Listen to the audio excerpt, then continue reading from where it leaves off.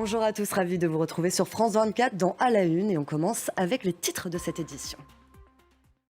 Et on commence donc avec la convention républicaine de Milwaukee qui se poursuit et c'est sous les applaudissements de milliers de partisans que le sénateur de l'Ohio, J.D. Vance, a officiellement accepté de devenir le colistier de Donald Trump.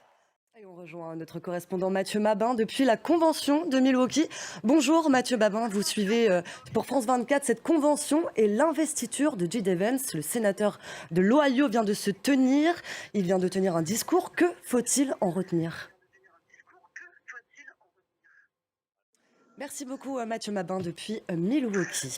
On va faire maintenant le zoom sur une région qui a longtemps été considérée comme très démocrate, mais qui depuis quelques semaines glisse à droite. Il s'agit de la Silicon Valley en Californie. Et justement, Joe Biden, lui, était en campagne dans le Nevada où il a été testé positif au Covid-19. Le président américain présente des symptômes légers. Direction Gaza, dans l'enclave palestinienne, où les frappes meurtrières s'intensifient. Le Premier ministre Benjamin Netanyahou a indiqué qu'il souhaitait augmenter la pression militaire sur le Hamas. De son côté, l'armée américaine vient d'annoncer qu'elle mettait fin à sa mission de renfort maritime. Et l'heure du verdict approche pour Ursula von der Leyen. Arrivera-t-elle à obtenir un second mandat de président de la Commission européenne ? Les eurodéputés doivent se prononcer aujourd'hui sur sa reconduction ou non. Et c'est un autre vote qui se tient aujourd'hui en France. C'est la première fois qu'ils vont se réunir pour la 17e législature à l'Assemblée nationale.